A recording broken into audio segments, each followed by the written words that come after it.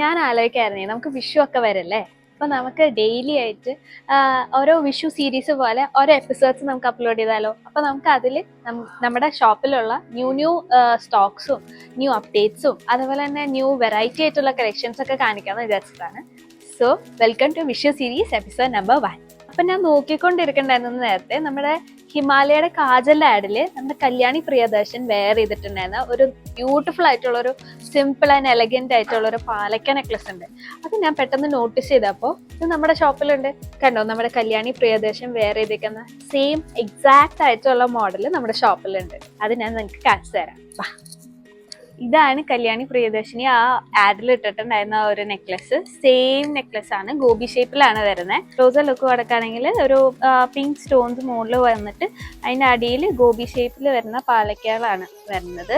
ഇതിന്റെ പ്രൈസ് വരുന്നത് 2820 ആണ്.